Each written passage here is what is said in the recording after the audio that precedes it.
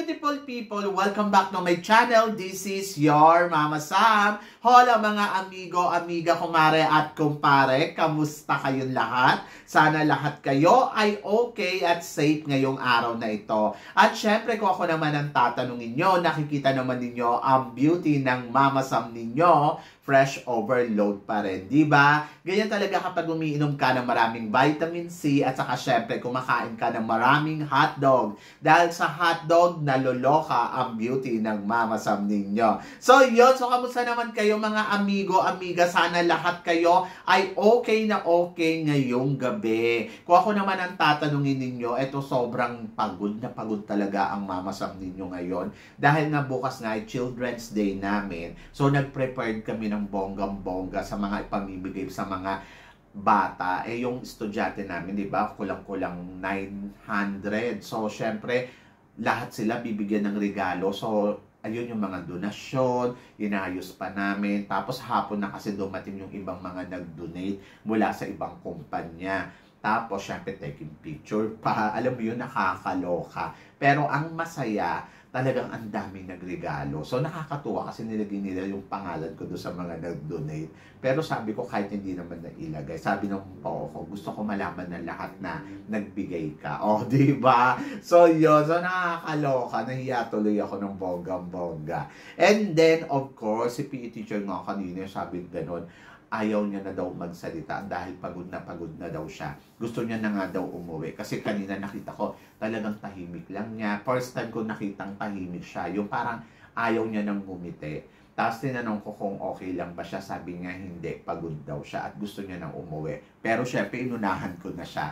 So, dumaan ako doon sa likod ng eskwelahan. Kahit may CCTV doon ako sa likod dumaan. Wala na akong pake sa kanila. Bahala sila sa buhay nila. Basta ang beauty ko, run away na. Di ba? So, yun lang naman talaga ang importante. Yung makatakas ka sa kanila. Kasi, nakakaloka talagang mag-stay doon. Sa sobrang dami ng ginagawa. Imaginein mo, yung mga mga manikad dumating doon, yung mga stop toy, sobrang dami talaga na a-arrange mo yun doon sa labas, sobra. Tapos yung bisikleta, umabot na siya ng 20 plus, pero kasi 800 yung bibigyan ng regalo, so ano ba naman yung 20, di ba? Pero ang masaya doon, magiging masaya ang mga bata bukas, at saka yung costume ko, talagang bongga. Susuotin ko yun bukas pag nag-live ako or nag-record ako bukas para makita ninyo. So, yan! At eto na nga, marami tayong chika ngayon na talaga naman nako po, magtataas ang kilay ninyo ng bonggang-bongga sa mga pag-uusapan natin ngayon. Kaya guys, huwag na nating patagalin. Para sa unang chika, Mama Sam, dalawang reyna mula sa supranational at saka sa Miss Earth. Sino sa tingin mo ang Diyosa sa kanila?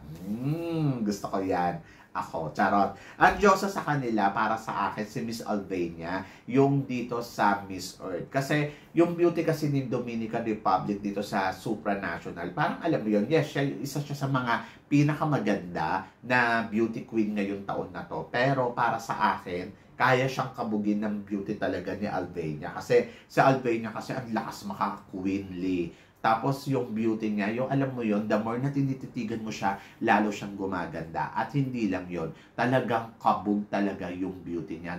That's why I love yung niya, yung mga mata niya. Kapag tinititigan mo talagang, ay mararamdaman mo yung soul niya na mukha siya talagang mabait, hindi nagpipretend, at kahit anong ipasuot sa kanya, parang feeling ko bagay. Di ba? So, yun. So, si Dominican Republic kasi parang feeling ko, very Miss Grand yung dating. Yung, alam mo yun, yung kabog na kabog yung beauty. Tapos, ang eksena ay, parang Miss Grand yung dating. So, para sa akin, si Albania pa rin ako. Kasi, reyna talaga. Yung, alam mo yung royal blood yung datingan. Di ba? Ewan ko sa inyo kung sino ang type ninyo. Si Albania o si Dominican Republic. But for me, Albania ako. So, yan. At para naman sa sumunod na chika, Mama Sam, mga kandidata dito sa Miss Universe Philippines from Filipino community ng North California at saka South California. Anong masasabi mo sa beauty nila, Mama Sam? Siyempre, ayan na, meron tayong representative from another country kasi meron silang accredited partner doon na from North California at saka South California sa Filipino community sa Amerika. Para sa akin, siyempre, asahan mo na ang communication skills nito ay talagang kabugera at Inglesera. So, ang ipapakita na lang dyan ng mga babaeng to, yung kanilang attitude, kung nice ba talaga, humble ba sila, at saka syempre, ano bang advocacy ang ginagawa nila. So, yon ang mga dapat natin tingnan sa kanila. Yung beauty, to be honest, yung mga beauty naman nila, asahan mo na maganda yan kasi lumaki sa abroad. Pero mas gusto ko ang beauty ni North California kasi yung beauty niya talaga, alam mo, very beauty queen. So, parang feeling ko, malayo ang mararating niya kumpara dito kay South California. Si South California kasi parang very common yung itsura. Si South California ay si Janet Hammond, and then si North California naman ay si Carla Carter. So parang mas gusto ko yung beauty ni Carla Carter kasi parang umaartista level, parang kumakatlin Payton level, yung mga tipong ganon. And then meron pang from Australia din, di ba? So yon. So talagang exciting talaga ang Miss Universe Philippines ngayon. Tingnan natin kung ano yung mga ipapakita nilang pasabog at eksena. Kaya lang napansin ko lang yung katawan ni North California, parang hindi ganun ka-sexy. Yung, alam mo yun, yung parang ang liit ng body, parang pitit. Hindi katulad nung ibang kandidata na nakikita mo na talagang pack na pack mula sa ulo hanggang katawan, di ba? So, tingnan natin kung kaya nilang kabugin yung mga front runner na matutunog na lumalaban ngayon dito sa Miss Universe Philippines. So, exciting talaga ang bakbakan, no? Kung iisipin mo. And then, para naman sa sumunod na chika, Mama Sam, pambato ng Miss Universe Philippines Leyte na wala ng iba kundi si Jill Rose Campbell Tambal. Oo, Tambal. Oo, yon. Ako para sa akin, interesting kasi yung mga galing sa Bisaya. Kasi yung beauty nila talaga, grabe, iba yung ino-offer ng ganda na meron sila. And then, yung mga ganitong beauty, kapag inayusan mo, talagang pak na pak yan at kakabog. So, parang feeling ko, doon sa mga nabanggit ko kanina na from North California at saka South California, parang mas kaya din sumabay ni Miss Leyte, di ba? So, interesting talaga yung Miss Universe Philippines, no? Kasi padami na sila ng padami. Tapos, yung mga nagdadatingan, yung hindi lang sila basta-basta kandidata, talagang masasabi mo na merong X Factor. O, di ba? So, yon. Kaya sabi ko nga, interesting talaga ang labanan ngayon dito sa Miss Universe Philippines kasi iba talaga yung mga kandidata na kumbaga kabog kung kabog, di ba? At para naman sa sumunod na chika, Mama Sam, tingin mo Samantha Bernardo, lalaban kaya ng Miss Universe Philippines? Actually, nabanggit ko na to eh. Sinabi ko na parang hindi ko naman alam kung kakabog ba ang beauty ni Samantha Bernardo ngayon. Kasi meron ng Samantha Panlilio, may Samantha Bernardo, di bongga yan, di ba? So, kung magsasabay silang dalawa, pareha silang galing sa Miss Grand, ay naku, magandang pukpukan to. And then, gusto ko rin lumabas si Samantha Bernardo sa Miss Universe Philippines kasi parang feeling ko, pagdating sa performance level, ay talaga namang winner. And then, walang masama ko itatry niya uli once more kasi parang feeling ko, kapag tinry niya, at least matetest niya yung sarili niya kung kaya niya bang manalo na Miss Universe Philippines.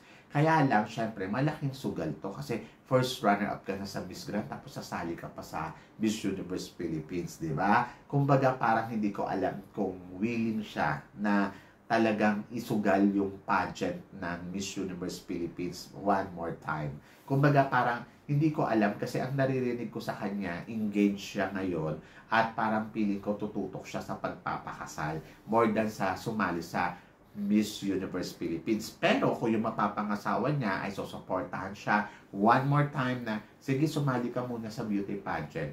Ewan ko kung anong pipiliin na Samantha Bernardo. Pero ang alam ko, magpapakasal na siya ng bonggang-bongga. At ayun, so siguro tututok muna siya doon sa asawa niya, di ba?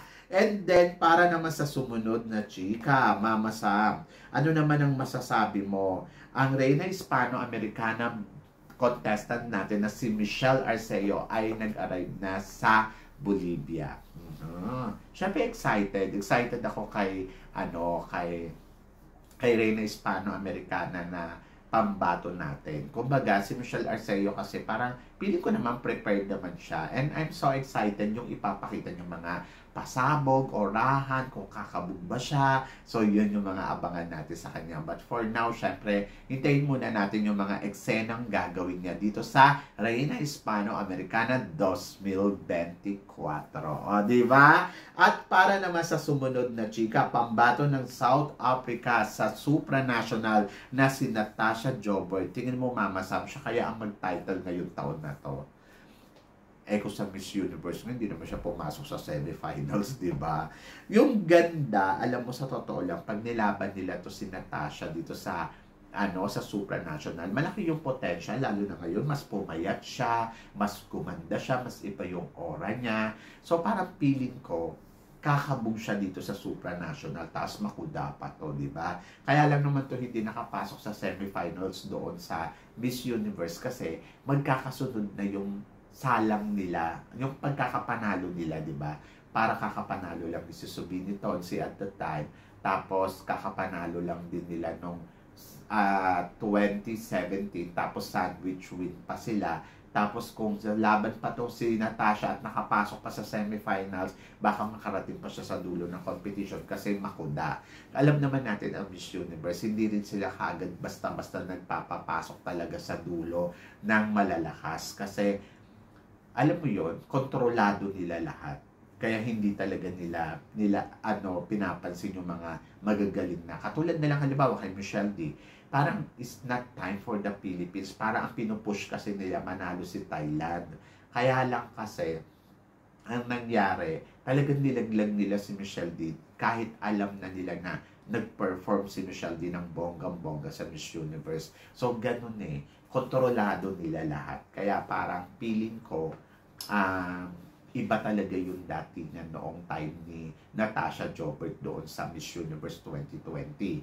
So, nilaglag siya. Ngayon, kung ilalaban siya ng supranational, I think, title talaga ang kakalabasan ng lola mo. Baka sila uli makakuha ng corona ng supranational sa pangalawang pagkakataon. Do you agree, guys? Kasi di ba iba kasi yung dating niya, tapos grabe, El Tukuyo lang yan ng supranational. Imposible. Yung ganyang ganda, ay nako, hindi pa kakawala ng supranational yan. Believe me. At para naman sa sumunod na chika, Mama Sam, mga face value sa Miss Universe Philippines kung pag nagkataon na sumali sila. Anong tingin mo dito kay Kathleen Payton at saka syempre kay Bella Ismael at saka si Atisa Manalo? So, sino sa tingin mo sa kanilang tatlo ang magta-title? Ay nako, mahirap na usapin to. Alam mo, sa totoo lang, kahit ako, hindi ako makapag-decide kung sino ba talaga.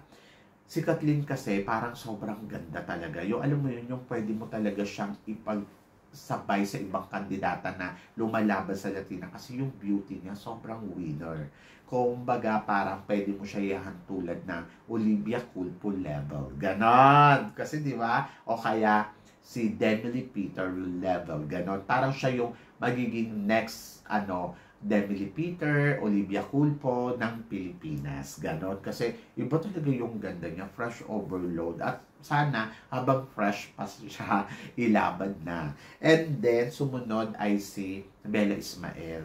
Diyos ko, iba din ang class talaga ng beauty ni Bella Ismael. Maraming nagsasabi sa akin na sobrang ganda daw neto sa personal. At talaga daw yung atake daw neto ay sobrang winner. So, para sa akin, kung lalaban siya ngayong taon na to, Diyos ko, good luck talaga. And then, of course, si Atisa Manalo na malaberhen naman ang itsura. So, talagang masasabi ko na si Atisa Manalo, gusto ko talagang manalo dito sa Miss Universe Philippines this year. Sana kung sasali siya, huwag masayang. Kasi, sobrang iba din yung dating. Kasi parang feeling ko, magandang laro sa Mexico kung ipapanalo nila sa tatlong to ay si Atisa Manalo. Kasi si Atisa Manalo, complete package talaga May beauty, performance level. Tapos yung plus, alam mo yun na pag-uusapan sa buong mundo.